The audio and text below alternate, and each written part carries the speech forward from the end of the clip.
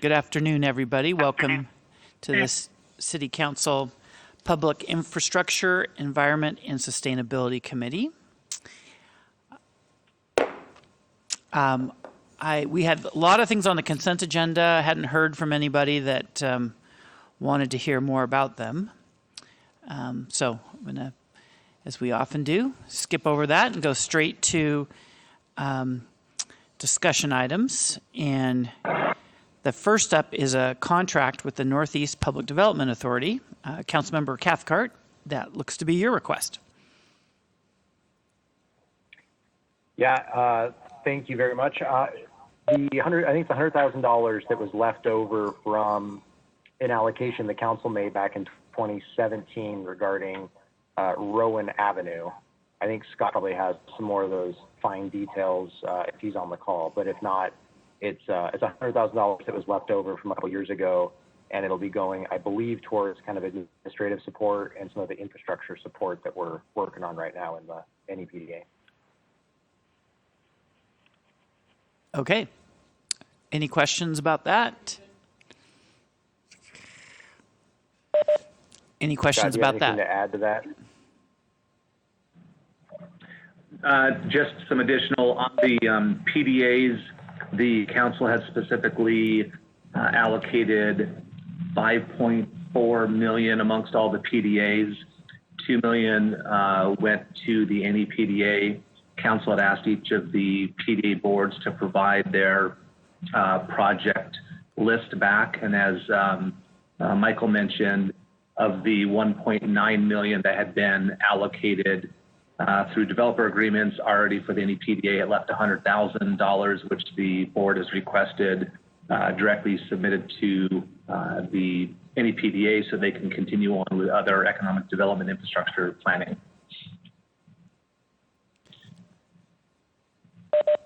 All right. Any questions from council? Seeing and hearing none. Looks like we're going to talk about the 4 Spokane police vehicles that we're looking to purchase and the electric vehicle requirements under state law. And I understand that Tanya Wallace and Fleet and perhaps even police have some further information from us that we requested a while ago. So I'm not sure who's going to go first, but probably you, Tanya. Let me just kind of clarify a few things if I can, Council President and council members. This is an SBO, a budget authorization request to increase the police budget for the purchase, but the purchase has not really been made yet for these vehicles. This was really, we borrowed appropriation from their regular equipment plan in order to purchase 4 vehicles that were grant funded.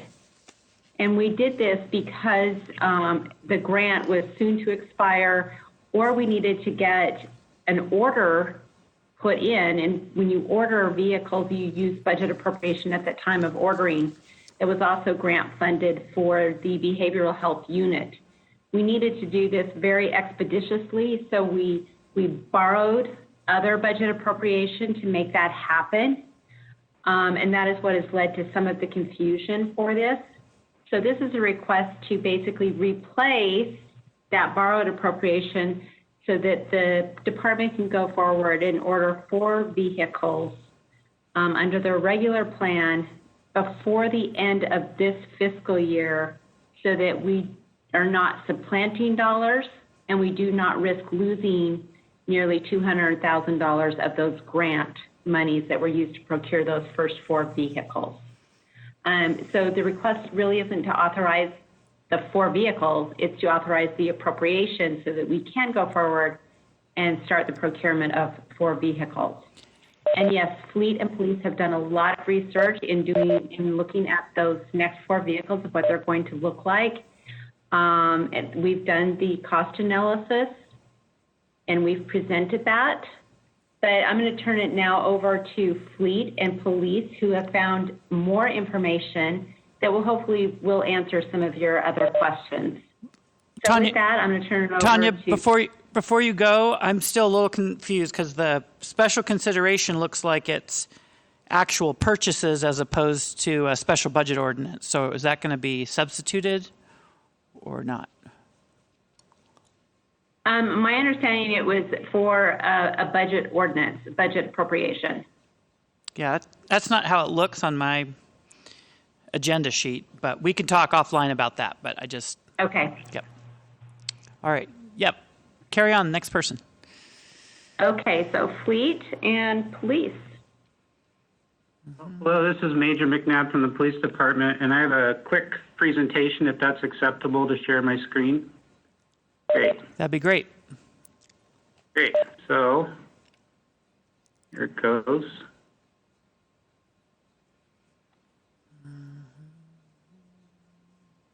So together with Fleet, we've come up with what we think is a pretty good analysis for jumping into electric vehicles.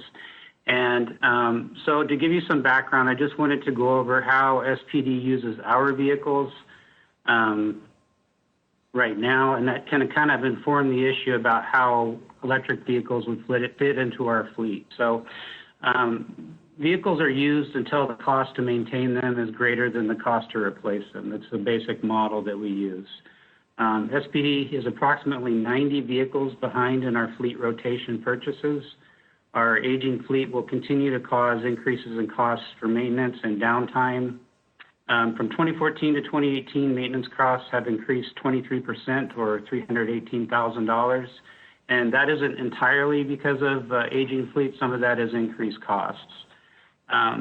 We are adding levy positions that will require an expansion of our fleet, increasing the deficit now to 105 vehicles. So how we use our vehicles, we have what we call a pool of patrol vehicles that we rotate amongst 4 shifts. It's called hot seating. Pool vehicles are running 24/7. Then we have officers, investigators, some supervisors, and then administrators who have after-hour on-call responsibilities are assigned vehicles that they take home during the off hours. So if doing that, if we were to pool those cars, it wouldn't actually reduce the amount of cars that we would need because different supervisors, different investigators, different officers that have those on-call after-hours responsibilities would need access to that car, maybe when another person would need access to that car as well. Some special use vehicles have designated storage locations, and then they're limited to that specific use that they're designated for. So using the cost analysis, life cycle cost analysis prepared by Fleet and showed to the council a couple weeks ago, we've determined that the upfront cost to purchase an electric vehicle will be about 26% more than the standard K8 SUV vehicle, 20% more than the hybrid, and 18% more than the Tahoe. So if we do go with electric vehicles, we're going to have to figure out where that funding is going to come from.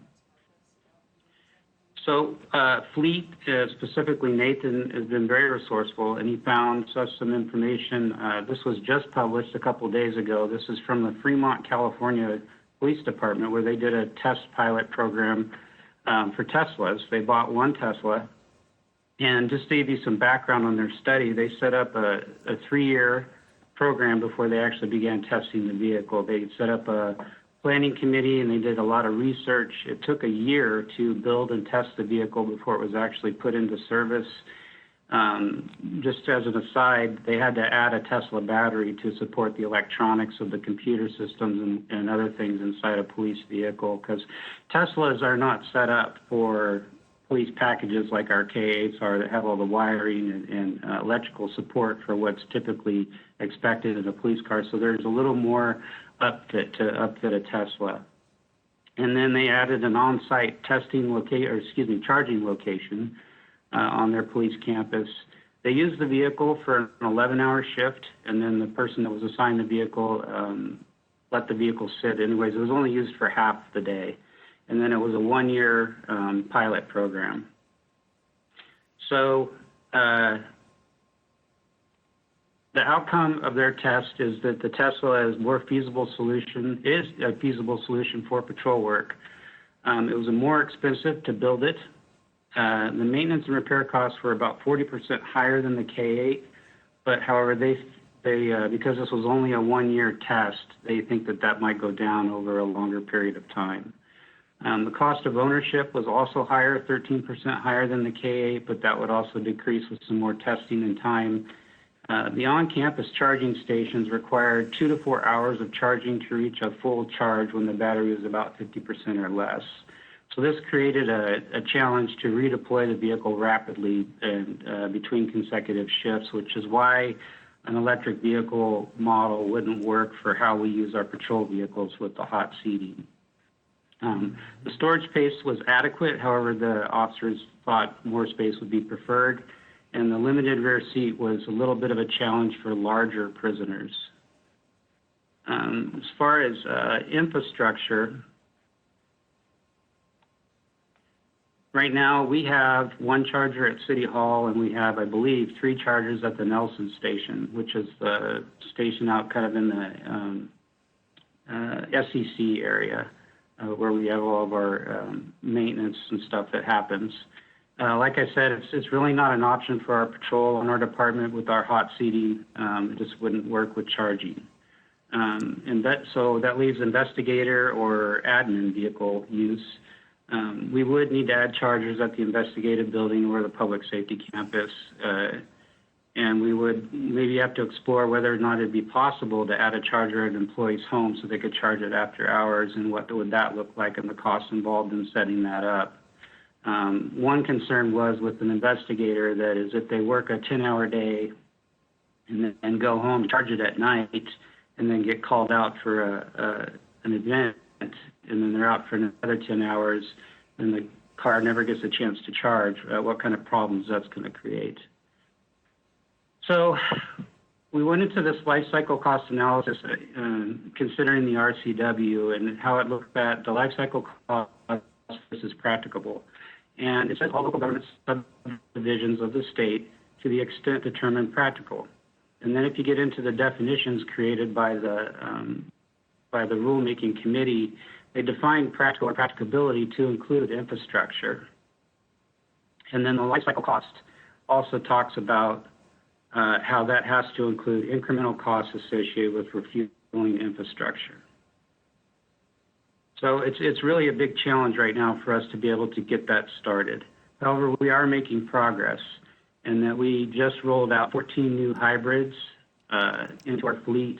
We're beginning to collect data on those and hopefully see if that is a pretty good option for reducing our carbon footprint with our fleet.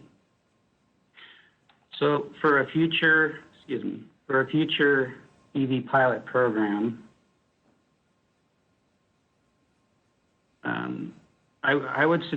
we would suggest that we test a vehicle within the city that doesn't have patrol response duties, where the stakes are a little lower. Fremont's study stated charging at the station was a challenge in between shifts, and we have no current infrastructure at the public safety building or the Gardner building to support electric vehicles. If we were to buy an electric vehicle with no planning, this would be cumbersome and expensive experiment, and we would rather wait until we have more data and research like the Fremont study did. SPD would support adding an electric vehicle to our 2021 vehicle order. It would give us some more time for planning and to properly prepare for the program. And as Tanya mentioned, currently with this purchase, we're at risk of losing $175,000 in grant funding, which will put an unnecessary burden on the taxpayers. So that is all. I appreciate you listening to all that, and I'm happy to take any questions about the stuff I looked at. Councilmember Cathcart. Yeah, I guess my question, I don't know if you have the ability to answer this. Are there any studies then that looks at the life cycle cost of the Teslas, not just 1 year, but a real kind of life cycle estimation of what those costs will be when you're citing potentially 40% increase in maintenance costs and things like that? I mean, that certainly makes me pretty worried about effective use of taxpayer dollars. That's a great question, because Nathan Groh with Fleet has done a ton of work on this and a lot of research, and that's all based on reports that aren't specifically designed to test it in a police application. What I think is powerful about the Fremont study is we're looking at empirical evidence as far as how that worked in the program and what it really took to get the program off the ground.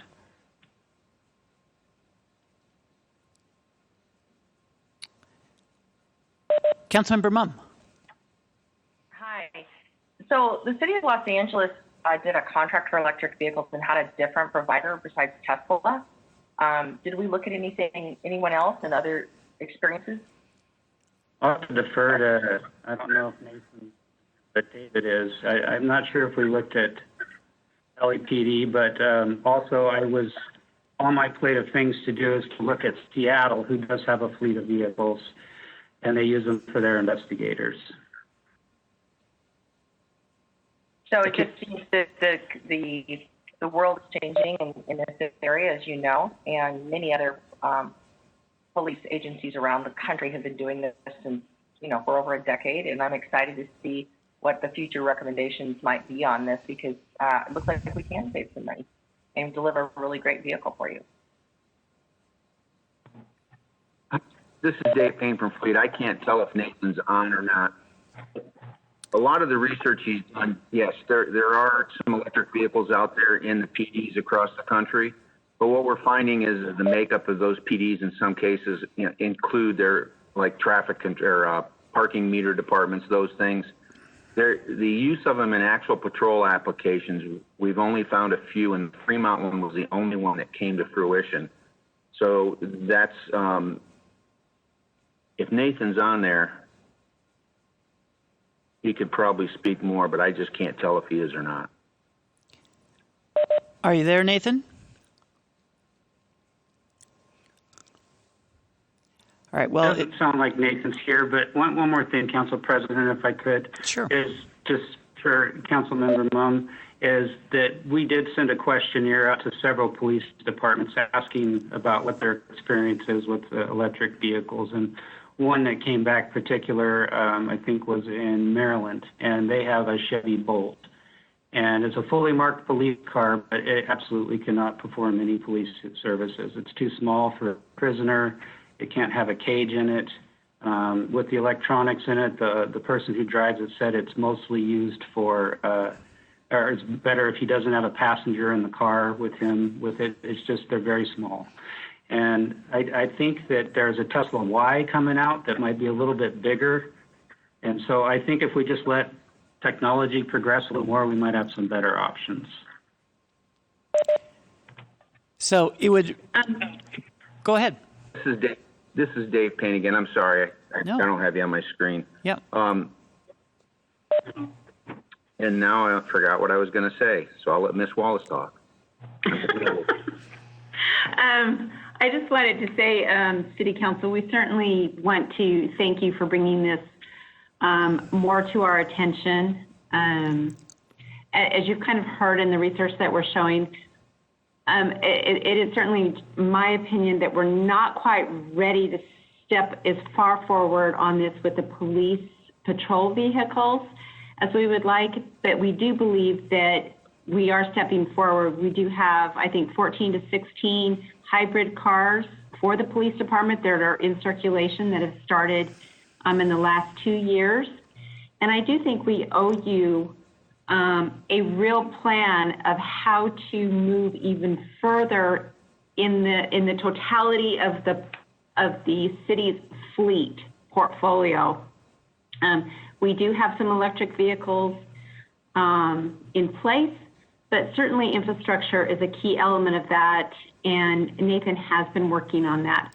So I would like to at least propose that we bring forward a more solid plan of how to take the whole city forward in its fleet within the first 6 months of 2021, and really bring you a solid plan and at least touch base with you, Council President Beggs, and Councilmember Kinnear on this as we start to develop that plan very robustly and look at where do we need to put this infrastructure, where does it make more sense in our city to put it for real city advancement in electric vehicles.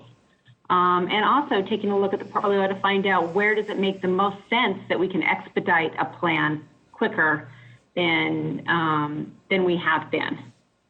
So again, thank you, Council, for pushing us on this. We appreciated it and we needed it.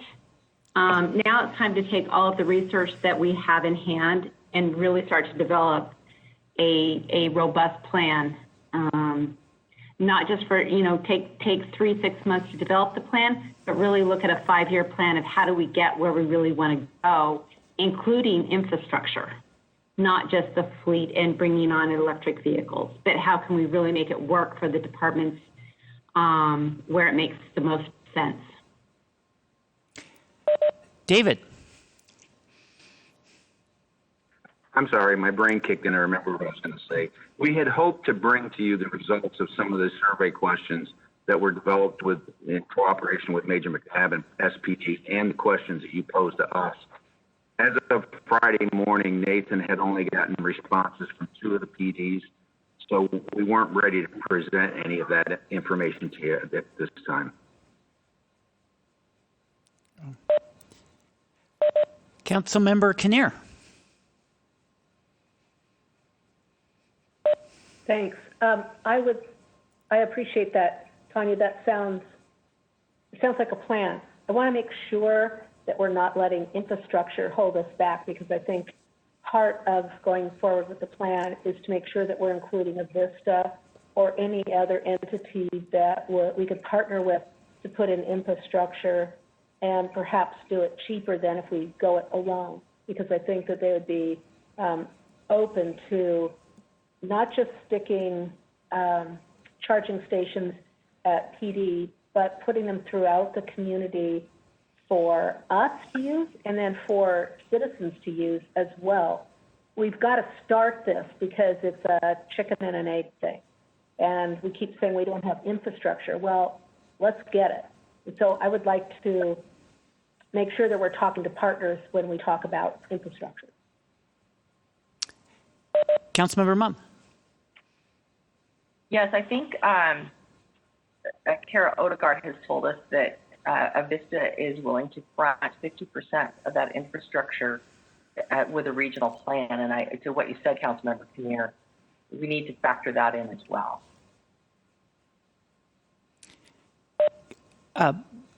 Mr. Payne. To Councilwoman Mumm's comment, I think you're exactly right, but I think they're referring to the that grant that the SRTC and we have partnered with to build infrastructure throughout the community, and Avista committed, I believe, to upfront the 50% money for the entire program, and then they would work out something with us. But as Major McNabb pointed out, we only have one charging station downtown near City Hall. And that's one of the difficulties we look at, is trying to find a place to put them that doesn't take prime parking away. But again, we have 3 charging stations down here at Fleet that were put in over a year ago that can charge up to 6 vehicles. And we did get approved for a grant for us to expand that and add 12 more stations down here at Fleet Services. And that's one of the reasons why, talking with Ms. Wallace, I think it makes more sense to look at the rest of the fleet as well for EV, because we do have the places down here that exist right now to charge them. Major McNabb, what's the meal break that officers have? Well, let's get some clarification from Avista, because I think they were going to do it with or without the grant, but we should find that out. Major McNabb, what's the meal break length of time for patrol officers currently, the way they're deployed? So I can personally attest to this. I've been with the department for almost 20 years and worked as a patrol officer for over a decade, and rarely did I get lunch, sir. I was often called out on my lunch, and so you kind of eat when you can. Right. But how much are people entitled? Is it an hour, 30 minutes? What are the breaks that people take? They're entitled to 30 minutes. Okay. So it's unfortunate that Nathan's not here, because I think he's the person who has the information. We need to know a little more. But it sounds like the Fremont study was not using the fast chargers, because I believe fast chargers can fully charge a Tesla in less than half an hour.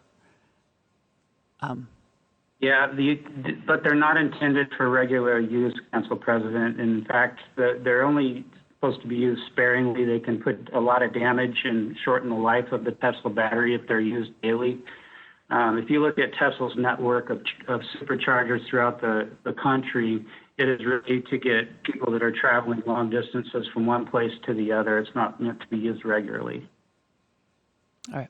Well, I'd like to get some more information from him. And also, when you're talking about your detectives, they're not driving hundreds of miles a day. They're just working for 10 hours before. So their vehicle would still be charged, even if they got called out at night, typically. Is that fair to say? If we had a charger at the station, which we don't. Right. I know. If I recall Nathan's information, that even if you allocated the full cost of a charger to one vehicle instead of all the dozens and dozens of vehicles it would use over its lifetime, it was still cheaper to operate the Tesla than the gasoline-powered vehicle. That's what I recall his study showed us. He did a life cycle cost analysis. It was part of my presentation. It didn't include the infrastructure, and yes, the life cycle was cheaper. That's using research that's not based on empirical data, like the Fremont study. He found that it was more expensive. Okay. Because he did an earlier version of that study that included the cost of the charger, and it was still cheaper. So my frustration is, a year and a half ago, we had a conversation with Fleet about complying with this law, and they asked for 6 months to get their heads around it and work on it, which they have worked hard on it. So when 18 months later, we finally started surveying people, and we haven't gotten the responses yet, and we need another year or so to do it. That's frustrating from a council member, because I thought we already kind of brokered that peace treaty to give people information to do it. And what I'm looking for from Fleet and the police department, since they use the majority of the fuel at the city, is to make a commitment to installing the charging infrastructure, to going in that direction. My understanding of the Tesla, from what you just said, is there's adequate storage. It's a faster pursuit vehicle. It's a safer vehicle. It's higher technology. That is what's going to happen. And so the sooner we get our infrastructure and figure out how to do our charging, the quicker we'll save money and be more effective as law enforcement and city services. And so it's, like I say, it's frustrating to be told, oh, we've only got a few weeks now and we don't have the information for you. And it seems to me that we can purchase, it looks like we're just looking at 4 vehicles, and try them out, use them as a pilot. And if they need to be reassigned to administrative officers instead of patrol, then, so be it if it doesn't work. I also want to note that Avista wanted to give us more chargers a couple years ago, and I don't believe we took them up on the full offer of chargers at the time. And I don't begrudge any one person or employee for it, but I just hope as a city that we will realize that all our vehicles will be electric in the not too distant future and cheaper. And the sooner that we make use of it, the sooner we'll reap the benefits of it. But I appreciate people taking the time to bring us some of the information and share their perspective, and we'll continue to discuss it as council. I am very committed to not giving the grant money back. I don't think that's a good idea. But we can move on, because I think we have more Fleet information from Tanya. So tell us about that. Okay, thank you, council members. Definitely moving on to a program that actually started about a year and a half ago under Gavin Cooley. It is a lease program for certain types of vehicles where the city would financially benefit, but it's more than just a financial benefit.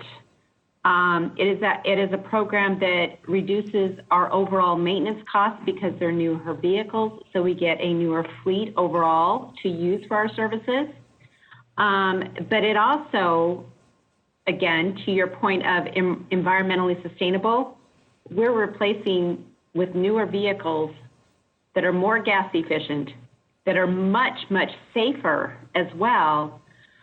So overall, it's been a very good program. It's been on pilot for about 1.5 years again. So this is really continuation and expansion of that same program. I'm going to turn it over to Cody Bykonen and Joe Hatcher of Enterprise Fleet. They're just going to give you a high-level overview. And then we also have some folks in the Parks Department that have actually gone through the program, and they're going to share their actual experience with you. So Cody and Joe, I turn it over to you. Thank you, Tanya, and thank you to the council. We appreciate the time to be here. As Tanya mentioned, the Enterprise Rent-A-Car family that you guys are all probably familiar with has a fleet management division. And essentially what we do with that division in order to accomplish everything that Tanya's mentioned is just take advantage of the infrastructure and the economies of scale that we have for running our own fleet and allow the city to take advantage of that same system where we would replace vehicles, not just when they're dead, but when that true lowest cost of total life cycle ownership occurs, which is exactly what we're doing for the largest fleet in North America. So by using the equity lease, where the equity in the vehicles goes back to the city, not like a dealership lease you might be more familiar with, we'll be able to replace 96 of the oldest vehicles in the city, 53 which are over 20 years old, and bring in new top-of-the-line fuel economy vehicles, reduce costs by $248,000 in the first year and $3.6 million over the next decade. All of those funds could be used to pay for the infrastructure that's being discussed, or to pay a higher cost to bring in more efficient vehicles. As well, the lease is a funding mechanism to allow the city to be able to bring in more vehicles than it would normally bring in. The 295 vehicles that are currently in the light duty fleet, not counting the police department. I think we have the maintenance costs at 348, so we would also make a significant dent there. 200 of those 295 are pickups and vans where there isn't a viable electric alternative at this point, but we do expect that to be not too far down the road. Cody, do you got anything you want to add before we turn over to Parks, or any questions, of course, from the council? Yeah, a big part of our program that I'd like to add is it's not a one and done type of deal with Enterprise. We are lifelong partners with our clients, and part of what you guys get when you partner with Enterprise is you get an account manager, which is me. And I've been communicating with the Parks Department as we've been moving along, answering any questions they might have. I've communicated with the Fleet Department as we've rolled out this program, and we're a resource for the city. And we actually make evaluations on the fleet year in, year out. And as questions come out about what hybrid options are available or what electric vehicles are available or what total cost of ownerships we're seeing in the largest fleet in North America and what our clients are running, we utilize all that information to help make the right decisions for your guys' cars year over year. So it's not just a 1 year in and out, we're done. We're consistently here with you guys to make sure that we're making the right decisions year over year. Also, what our program allows us to do, because we are replacing vehicles more proactively, is it sets the city up to consistently be in more efficient vehicles, whereas we're replacing our vehicles every 2 years, 3 years, 4 years. So as that new electric technology is coming out, the city is getting into it a lot quicker rather than replacing vehicles every 20 years. So you buy a vehicle today and you're waiting until 2041 to put it into the newest technology because of the way things have been going for so long.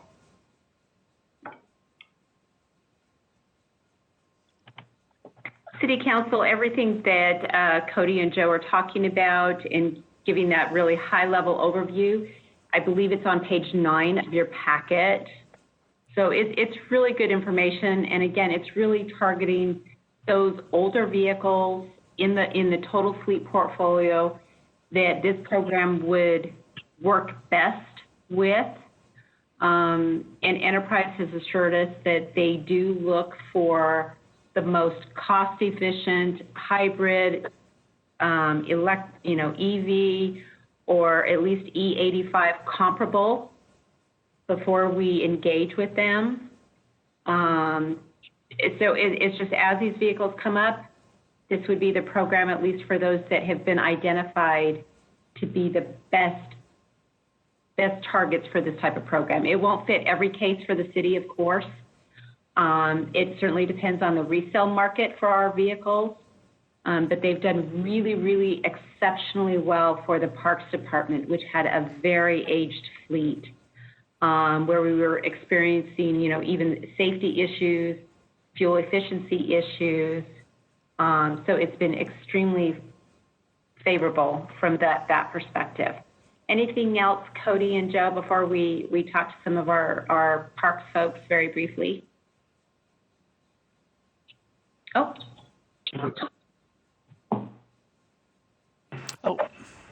Hi, this is Karen. I hate to do this, but I just absolutely have to. Joe Hatcher, are you Tim's son? Yeah, I am. It's good to see you. I think the last time I saw you, you were like 4. Nice to see you. All right. I'm glad I recognized the last name. Good to see you. Okay, I'll shut up now. Glad to be back, even though I'm in the same room I've been in for 8 months. The only thing I wanted to bring up again, Cody mentioned it briefly, but the way the equity lease works, where the city's at today, 295 vehicles, been bringing in about 14 on hand, which gives you a 21-year replacement cycle. So either that speeds up, or what Cody mentioned, vehicles brought in today will come out in 2041. The equity lease, just to be abundantly clear on the difference between a lease you might be familiar with, which I do not think would be a very good idea for the city. There's no mileage restrictions or wear and tear penalties or anything like that. We're just financing the vehicle down to a balance rather than zero. So all the rights of ownership, all of the equity above that balance is property of the city. And so that's how, when you take the purchasing power afforded to you by being a Washington state government entity, the low mileage that most of the vehicles go, obviously not the police vehicles, and Enterprise's ability to sell vehicles significantly above market average, that combined is a powerful tool. And that's why we're projecting to save so much. And so, happy to open up to questions or parks, but I wanted to make sure that there were nothing missed on that front.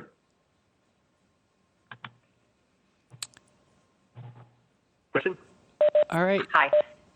I really love this option, but one criteria that I think would be important for our workers is the safety ratings of vehicles. I think that way with, you look at what happens in a Crown Victoria versus a Tesla, and by far, the Tesla is one of the safest cars to put our police officers in. So just that, I think that's something we really need to look at. Probably the biggest determination, honestly, over the price. Yeah, I think that's a great point. A lot of the vehicles that we're recommending, for example, right out of the gates, were built almost entirely before seatbelts were standard. Sorry, airbags and anti-lock brakes, right in 07. Absolutely. A few more milestones years, but some of the vehicles in the fleet are missing quite a few of the things that would like side bag. Yeah, absolutely. Yep. I don't know if Jason is on the line from Park. Hey, Tanya, I'm actually going to have Mark Buning give a council a quick briefing since he's on, and he's got the money perspective and really spin the lead for parks on this, if that's okay with you and council. That's great. Good afternoon. This is Mark Buning from Parks and Rec. Our comments, we have been very, very happy with the lease program. We started it last year. We purchased 5 additional pickup trucks. At least 5 are old vehicles.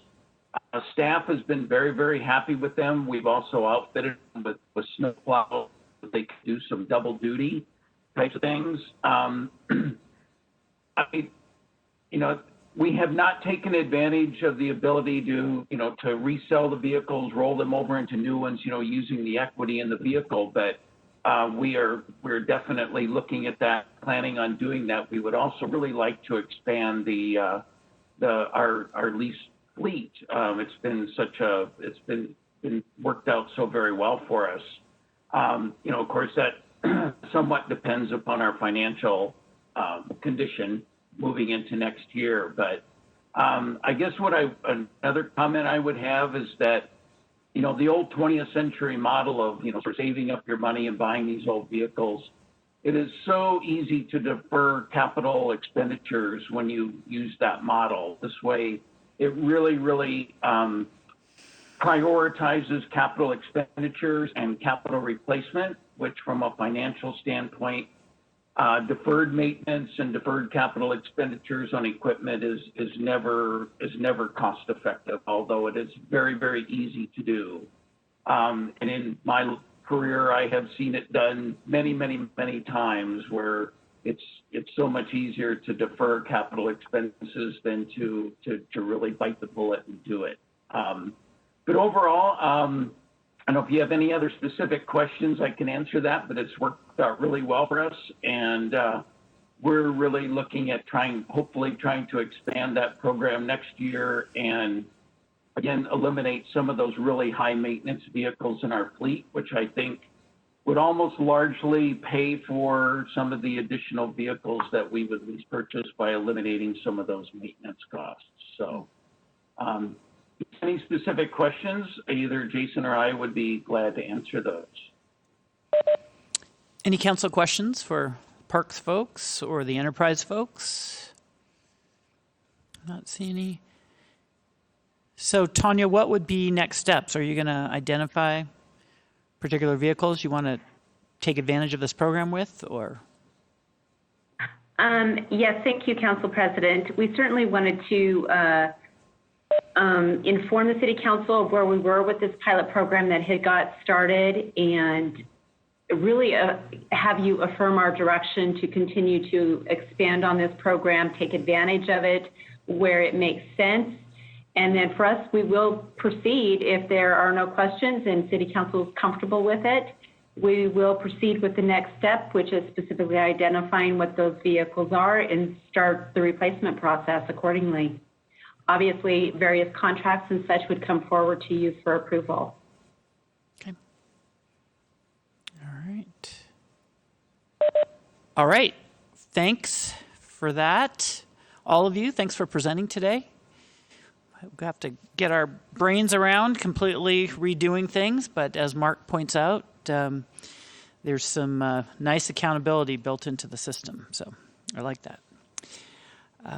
Okay, next, the last council request has to do with the engineering studies around fluoridation that we had talked about when we were looking at this so that we could find out the actual cost of fluoridating our system. And Scott, I don't know if it's going to be you or someone else from your department presenting on that. Catherine's actually going to walk through council the overview that her team put together on what a engineering study would entail and likely timeframes for what it would take to perform, and then what an engineering study would inform upon for the city. Okay. So, Catherine. Thank you, Council President and Council.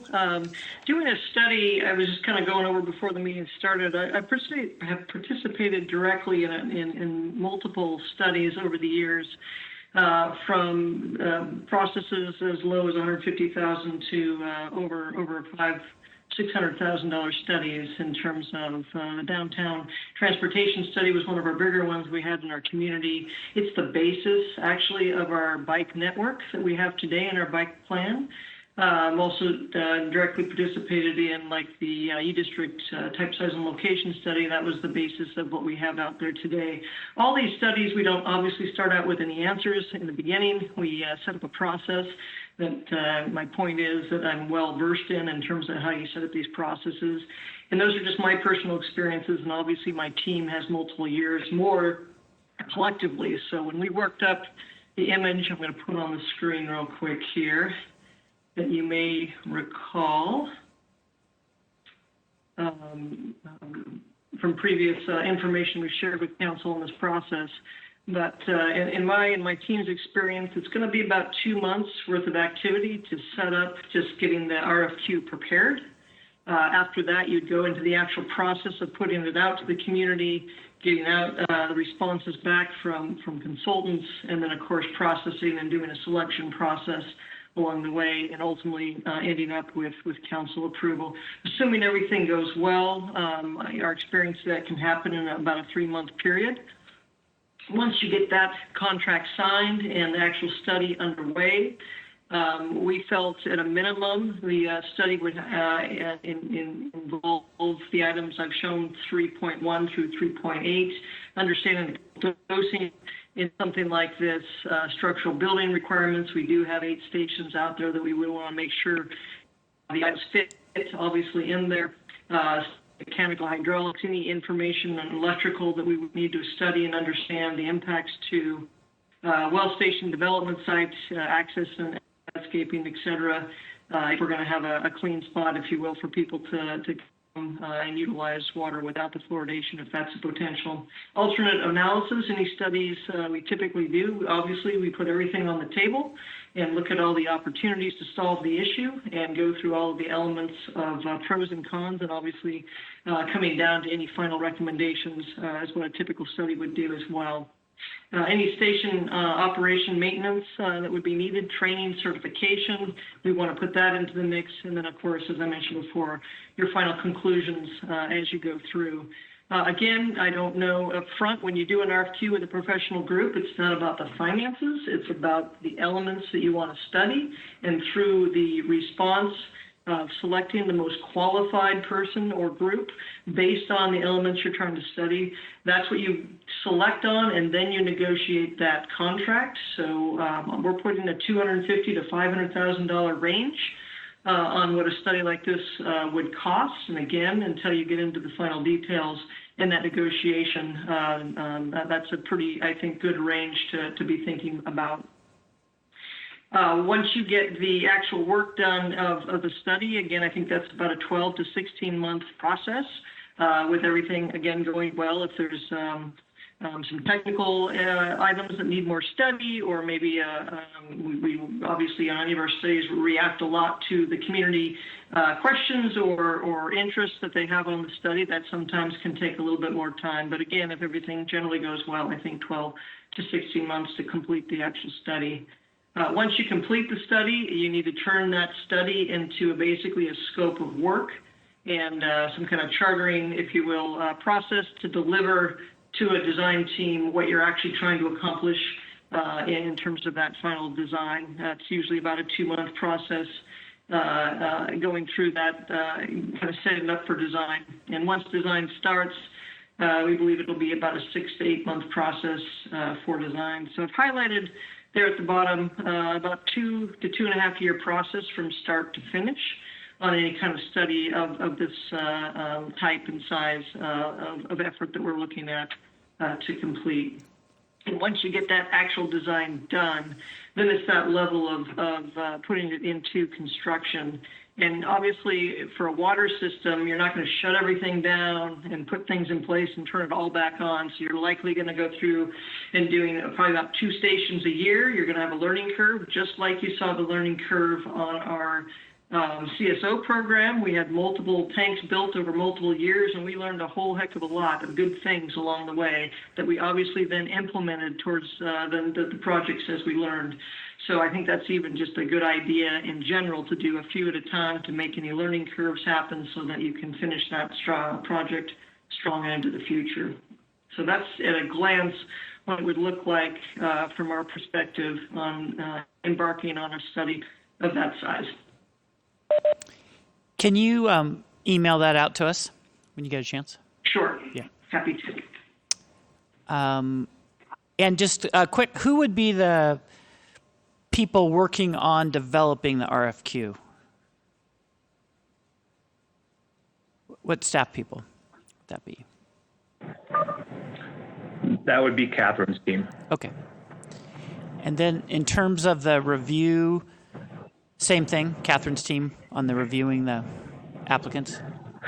The actual contract, we would obviously pull together a team to review the contract. So like any study, we look at who are the folks interested and involved in the ultimate outcome. So we would have obviously a diverse group on that. It wouldn't be a committee of 15. It would be a small group so you can have, again, trying to keep within your months of turnaround time. Yep, great.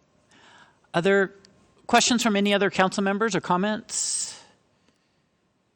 Councilmember Cathcart. Yeah, just wondering the 500,000 or 250 to 500,000. What exactly does that get the city? Is that the total study or a portion of the study? I'm just kind of curious what your thoughts are there. Again, not knowing until we get there. This is a range I believe it'll fall within, and that will get you to the end of the only the study. You'd still need money for design and obviously construction.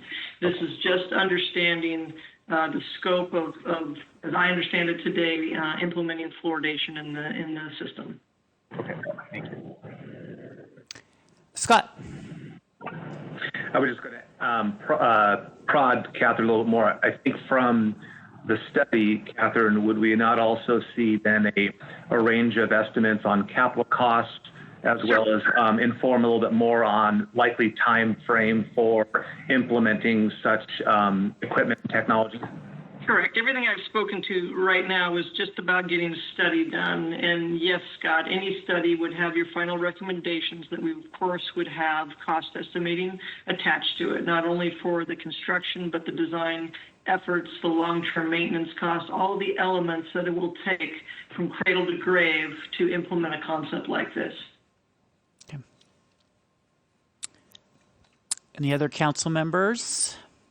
All right. Hey, Catherine, thanks so much for pulling that together on short notice. It's helpful because we're trying to finalize the budget, so we need to know what to do on that.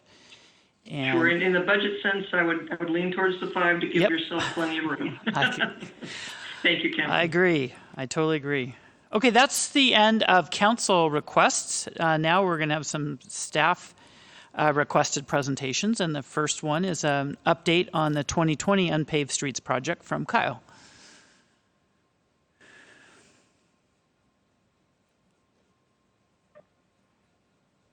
Thank you, Council President.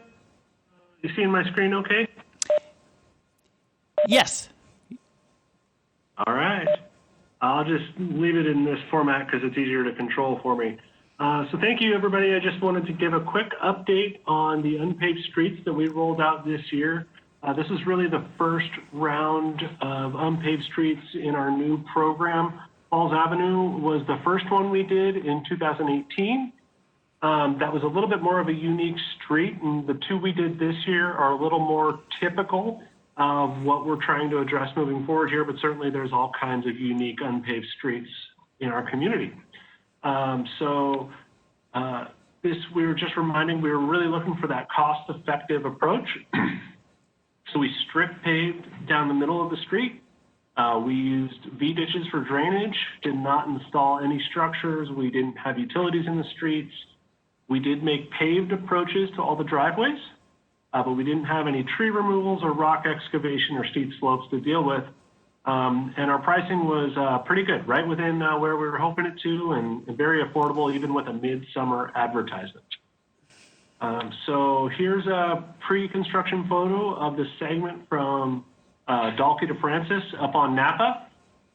And here's another block on that.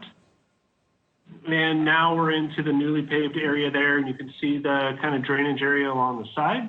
We have had to do a couple little quick fixes, but one of the elements that we decided to go with in order to keep costs down on this project was to get it out there and then get it tested, and then we would spot fix if there were any drainage problems with more surgical approaches as opposed to a wholesale stormwater system. And this approach really allows us to do that. And here's another picture of that completed roadway there that's servicing all those homeowners in the community there and having a pretty great outcome. Nice. The other street we did this year was up on Altamont, next to the South Complex. There's an old photo of Altamont before we got there, as well as another with once it had been gravelled recently. You can see the South Complex on the left. And here it is this fall as folks are already starting to use it and enjoy it. And there it is again from the other angle. And we've just had a pretty great experience this year with these streets. I'm not sure if you've heard too much differently. And just wanted to report on a couple of lessons learned. Certainly site selection is really important. It's really easy for the cost per block to go through the roof if we have to deal with any of the potential issues out there. It was a very fast project. We got both streets paved in 3 weeks. And frankly, it was pretty easy to deliver.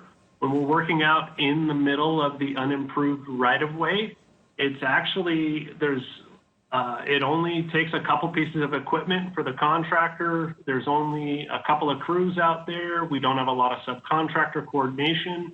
We're not affecting private utilities, which is actually, oddly enough, you'd think that adding a sidewalk to a street is easier, but when we go in to add sidewalks, we're usually where there's existing power poles and private improvements and fences, and we have to shape and slope, and there's a lot of really close coordination and hand-holding with every adjacent resident in order to make a successful project. And in some ways, these were even a little easier. And we were really happy to learn that the costs were well within our budgets, and are looking forward to continuing the program in 2021. All right. Well, that's a pretty happy report. And thanks for getting going. And as council members know, and the public may not, based on the state Supreme Court, looks like we're going to be able to continue that program, some blocks in each district, council district going forward. So that's great. Any council members with any questions or comments? Okay, great. So you're up again, Kyle, for 2020 carryover construction projects. And I just combined these since I got on the agenda. So just talking about the projects from this year that we'll have work on continuing in the spring. So the Hamilton signalization project, we have 2 more signals to finish, North Foothills and the Indiana signals. So we'll get those 2 restarted in the spring, and we'll finish up that corridor improvement. And we have more work on Hamilton we'll talk to you about in our 2021 construction briefing. But for now, I wanted to make sure everybody was aware of the 2 signals we still have yet to install on that corridor. We also just barely got started down on our South Gorge Trail project. That was a late summer advertisement. We didn't get out there till mid-September. And so the bulk of that project goes next year. It's going to take all construction season. What we decided to do because of the late start was focus on the more recreational sides of that project. So we made sure to complete the improvements over at Sandifer. The parking lot and the river access are ready to go. So when our spring users get there, we won't be impacting them at all for next year, as well as most of our excavation down off of Water Avenue. We have a big swale down there and another one on. So we're trying to get as far as we can without really affecting the mainline roadway this fall. And then next year we'll get into the main meat of the construction. We also have some remaining work on our NSC project. This is all just north of Upriver Drive, Cleveland, Grace, Ralph, Jackson. We've got some work in Cleveland and Regal, west of Market, and then a little bit more in Cleveland. That's about another 2.5 months of work we'll get started on right away in the spring. Our arterial ground and overlay north, this was kind of a plan. This has just a little bit of electrical equipment so we can get that RRFB working at Indian Trail. And we also have a similar electrical delay on the Ben Burr pedestrian crossings. Those are just electrical components we're waiting to arrive. And as soon as those get in, we'll have them in within a week or two. And so those will get wrapped up over the winter. And then the street preservation north, that is a planned delay for the summer of 2022 to chip seal from North Foothills all the way up to Francis. And then finally, the Post Street Bridge continues along. That's going to be, still has over a year left before we can get that reopened and finish the reinforcement of the arches and rebuild the new structure. And there's still some utility work going out on Geiger Boulevard for the county to repave at the end of that project. And that's what we have for carryover projects. And I believe I'll be back hopefully next month, worst case in January for the 2021 construction presentation. All right. Thanks, Kyle. Any questions of council members? Go ahead and just volunteer because got the... Hey, Kyle, this is Councilmember Cathcart. Yep. I'm just wondering, do you think we've got a good plan in place for Hamilton next year to try and reduce the impact on businesses? I know it was pretty impactful on them this year, I mean, plus COVID obviously too, but I just worry that another season of this is going to really take its toll. Yeah, and I hate to say it, but we have a lot of work there next year because one of the planned deliverables of this is to repave the street with a separate project on the way out after we have all these new signals. So it is going to be a tough year out there. I don't want to sugarcoat it. We're going to have we had 5 different projects that were going to be ongoing out there next year. We've got that slimmed down to 4. And what I think I think the best thing that we're going to be able to do is try to get everything done by Labor Day or so. We've already found a way to reduce one of those contracts. But we have some of it will fortunately be overlapping. Like we have some ADA ramps to do before we do the grind and overlay work. We're going to tuck that inside the traffic control of the signal replacement so it doesn't feel like another entity and another project out there. So we're going to try to kind of blend a couple of them together so that we can have folks working together out there and then try to deliver everything in as short a timeline as possible. But do we have a good communications plan with those businesses, making sure they really understand when construction will start, for how long, what those impacts will be? Is there something like that in place? We're still working through that right now. We certainly have the ability to communicate with them as we did throughout the signalization project this year, and we've let them know about the 2 signals that are going to be next year, which hopefully, that real dense area is further south, and we'll be doing the northern signals next year, which will help, and it'll move the traffic control further away from them. And then we're going to put everything together, make sure that we have all our contractual requirements dialed so we communicate very clearly with them over the winter about what to expect in the spring. And last thing, if I have any of those folks reaching out to me, who's the best point person to get any questions answered? Karen Jansen in my office. Okay, that's good. Thank you. Any other questions or comments from council? No. Any other questions or comments from council? All right, great. Thanks so much, Kyle. Marlene Feist is up next with a discussion on the residential street program. Good afternoon, council and everyone. I am going to share my screen. And we're going to talk about residential repair, especially in light of the court's decision allowing our TBD to continue, which is really exciting news. So let's take a look at residential repair. Maybe if I can get my clicker to work. So just a reminder, we have about 2,200 lane miles of streets in the city, and about 1,400 of those lane miles are in the residential or non-arterial. So some of them are local streets, not necessarily adjacent to housing, but most are. So the thing we learned when we were doing our levy in 2014 is more than 90% of the miles traveled are on arterials. So the residentials, despite having 2/3 of the lane miles, see less than 10% of the vehicle traffic in a given year.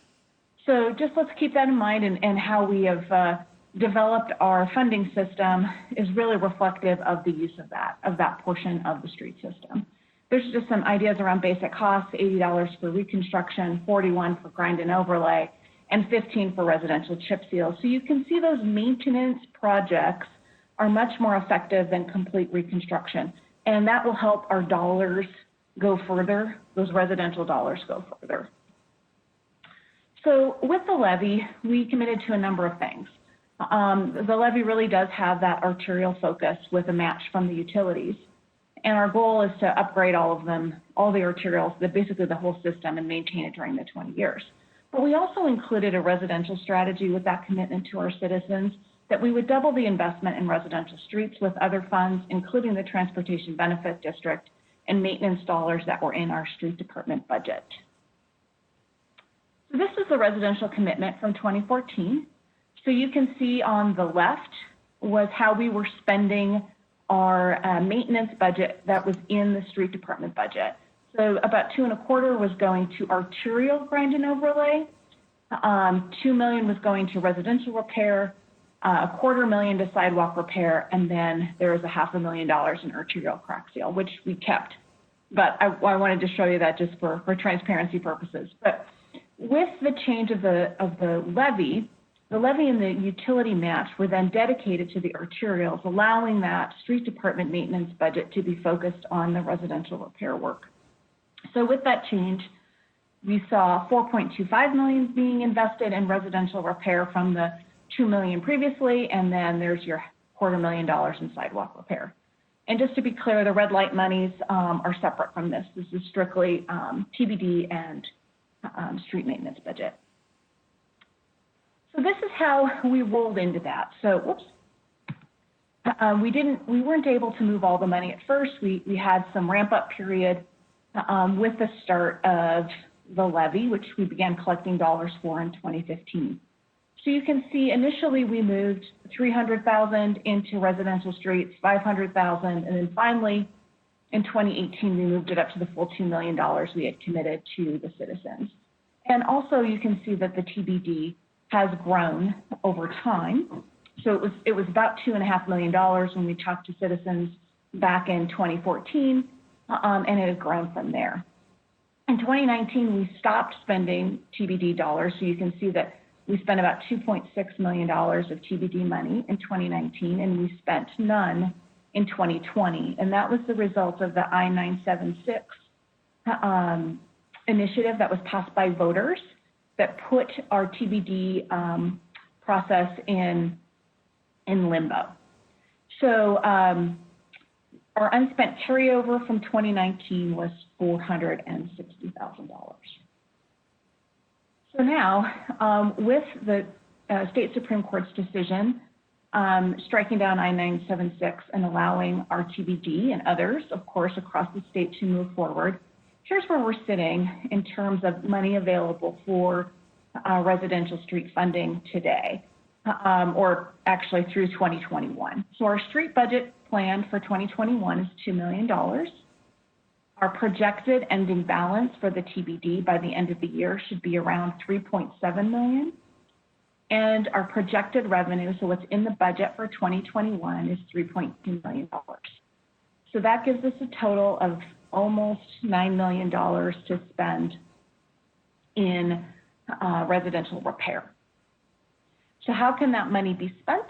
Well, the CTAP met last week and talked about prioritizing projects, but they are, of course, they make recommendations to you.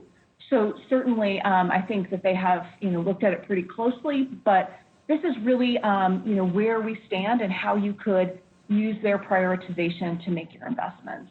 So unpaved streets, we had planned to spend $700,000 in 2021, and we think that that is something the council might want to do. Sidewalks, 10% of the TBD funding is about $6 million, and that's planned for spending in 2021. In particular, actually, we're looking at almost $500,000 that can be invested in the extension of sidewalk on North River Drive by the Kaiser Permanente facility and the Centennial Hotel. So that's that project. Also Cook Street. So the public schools made a presentation recently to council asking the city to participate in the Cook Street project next to the new middle school and adjacent to the library and community center campus that has really started to develop in Northeast Spokane. That's something that council has been considering. That's an $800,000 ask and would be managed by Spokane Public Schools. And then the remainder is available for residential repairs, so grind and overlay, chip seal. I should have put residential crack seal here. We do make those kinds of investments and would recommend we continue to do that. And also, we could also make additional investments in dirt streets, sidewalks, or other priorities. So really wanted to lay out the options there for council. We do have some capacity limitations. So at this point, the time to complete design is somewhat limited. So residential projects for 2021 that are still not finalized are pretty late to the game for Kyle's design team to get those out and for a normal bid cycle early in the year. So the team is suggesting a plan for 2021 construction with in-house design should include about $3 million in residential repair, $700,000 in unimproved and unpaved street paving, and money for sidewalk projects. And then the remainder of the money, Kyle's team is suggesting that we could continue design work through the summer and fall, with fall bidding potentially and construction start in late season 2021 or in 2022. So, and that could be for the remaining residential repair projects selected with current funding and any additional dirt street paving or sidewalk work, that kind of thing.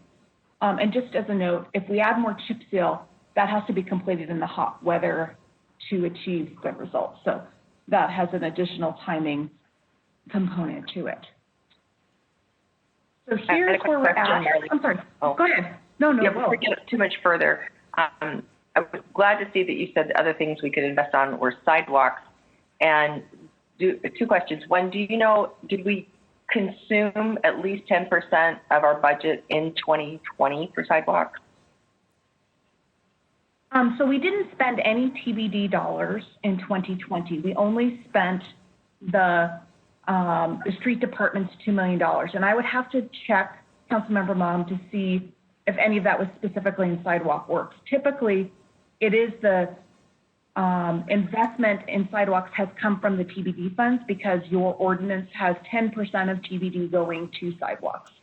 So I don't know if we had individual sidewalk projects in 2020, but I will check that for you. So one of the things I want to just remind all of us is that ordinance actually states a minimum of 10%. So just being very extreme here, CTAB could come back and just do all sidewalk projects if it wants. There's not a restriction there, but I want us to just see if there's, I'm a little concerned about consuming all the sidewalks just for one specific area. So that this may be the year to do more sidewalks. Just bring this up.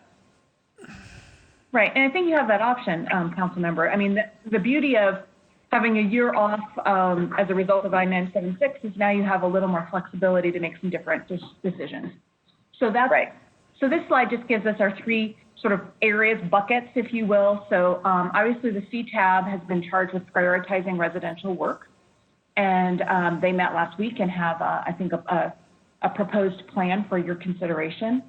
We're also prioritizing additional options for the future through that program. So remember, this is just the current dollars through 2021. The 2022 work will have another $2 million from the street department and an anticipated $3.2 million from the TBD. So there's another $5 million coming our way in 2022. And then unpaved streets, we've looked at your decision to do at least one project per district. And how we've been approaching this is forwarding 3 projects to design, and then they're evaluated for constructability one at a time. And then if the top one works, then that's the one they'll proceed. So they're just trying to make sure that they can keep those costs within that range that Kyle's team and Catherine's team came up with, and to be able to do that successfully. And then finally, there's the sidewalks, council member. North River Drive was the prioritized one for 2021, but then there's some other things that have been looked at as well. The Alberta Cochrane Driscoll area, North Hilliard, 11th Avenue by Grant Park, and Arthur from 38th to 43rd. So these are some options that have been explored in the sidewalk area. And then this is just a list. It's probably hard to read, but this was some of the things that the CTAB was looking at, which was what to do in 2021. So the projects that are in red had some work done, so those would be easier, presumably, for Kyle's team to implement in the earlier part of 2021. So this is really what we're asking council to talk to us about today, which is, do you want to go ahead and participate in the Cook Street project? That one does not require design team investment, so that's an easier issue when it comes to capacity in our teams. We want to know how much you want to invest in Dirt Street rehabilitation, investment in sidewalks, and just acknowledgement that we do have these capacity limitations, so we're going to stretch this work out over some time. And I think that's Marlene, can you go back to that great slide you just showed? There's some really good data in there that's super helpful to us. That matrix number, can you just touch on that on the end forward? This? Yep, that matrix column. Can you tell us about that? Oh, yeah. So that is, sorry, I was looking at something else. Yeah, so this is, the street department has now developed, based on some input they got from council, a matrix not quite as extensive as the Plan Commission Transportation Subcommittee's matrix for the capital projects, but one that takes into a number of considerations around pavement condition, use, that kind of thing. And we are starting to score those projects so that we want projects with higher scores to get things like the full grind and overlay work. So we're starting to get into that, and we think that will be a really good tool for us going forward. Great, thank you. John Deesman had told me about this, which he was, working on, and it's just super helpful when we're trying to make a decision of what to do first. I mean, they all need to be done, right? So we're looking at priority, knowing that it has a nexus to a school, a park, or a business center. That's very helpful, besides just looking at cost per lane mile. Right, and as you say, right, we have 1,400 lane miles of residential streets, and there's a lot of need out there, so at some point we have to make decisions, and this is one tool to help us do that. Thank you. But just to be clear, is it fair to say that this matrix doesn't include the kind of factors that Councilmember Mumm, as far as close to a school or library or buses and things like that? This is more just on the pavement age and condition? Is that? I would have to have Clint describe all the things in his matrix. So Okay. I don't know if Clint's on the call today or not, but I certainly can get all the elements for that for you. Okay, great. Thanks for bringing that up, Council President, because that was my assumption, and I may be wrong here. I would like to know what the criteria are. No.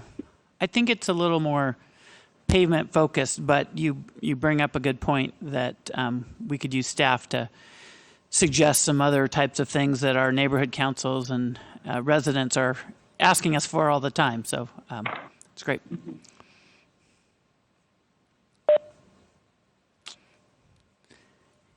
Carry on, Marlene.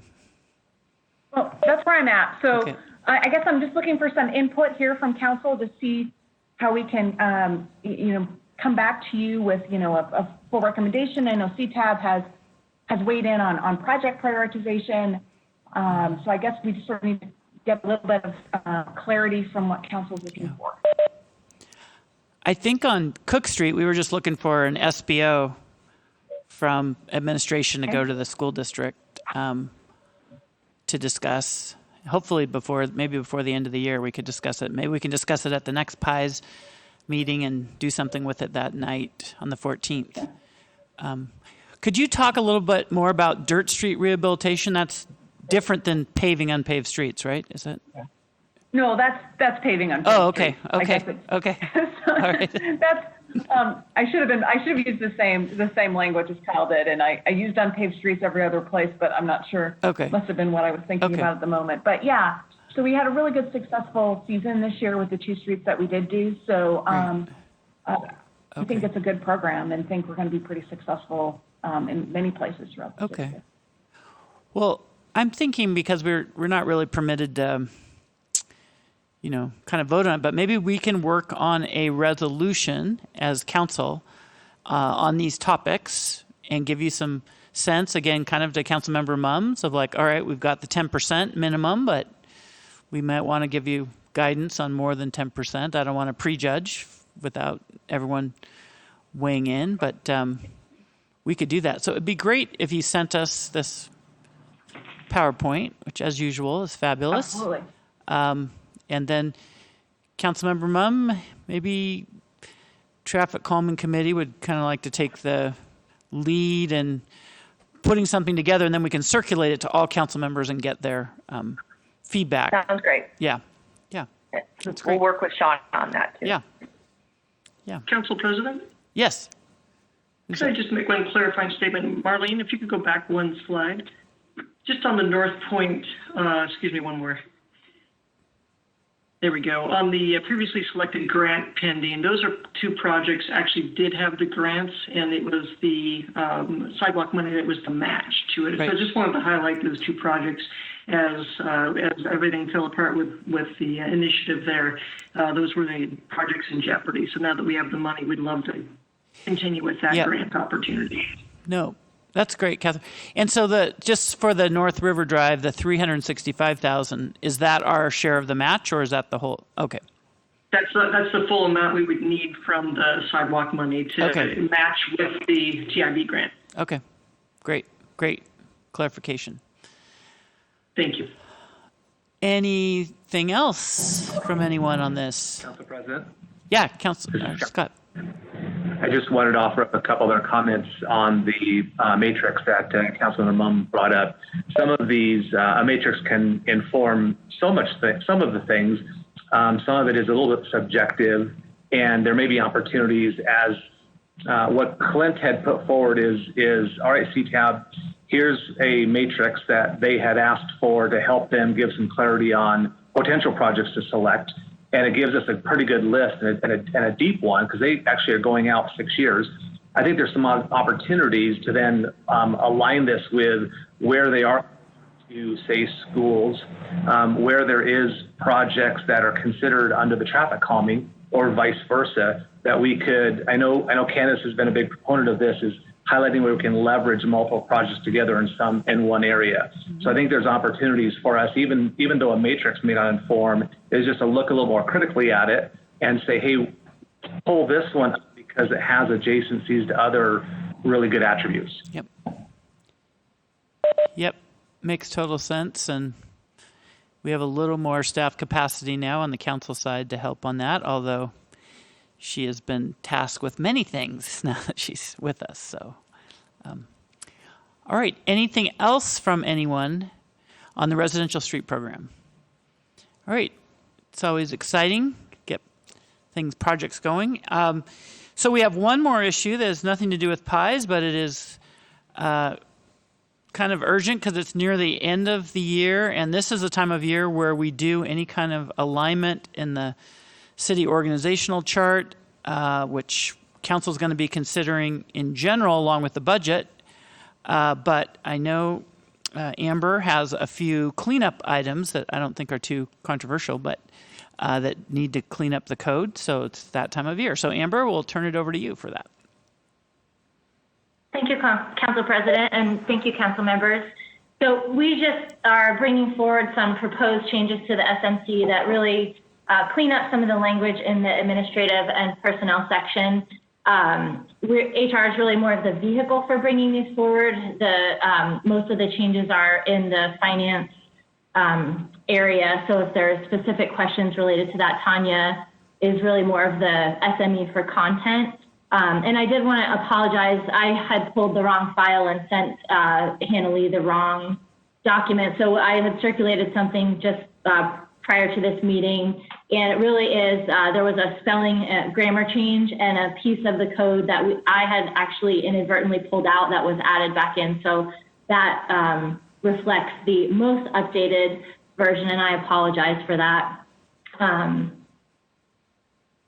But yes, bringing that forward for your consideration. Any questions at this point? I assume that's gonna, maybe it already has landed on our council agenda coming up. I'm not sure. When's final reading going to be? Do you know?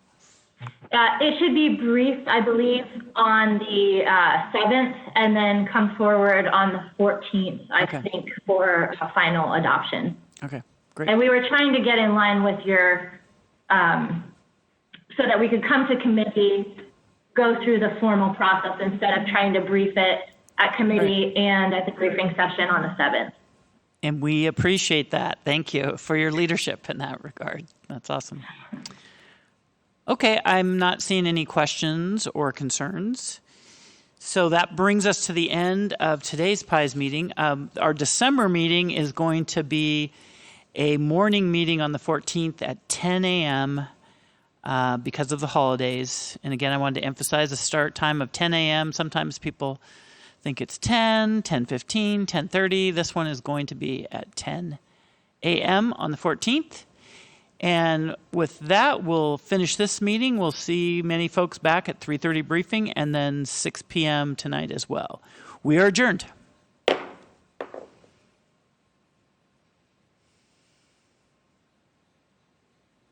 Thanks for using WebEx.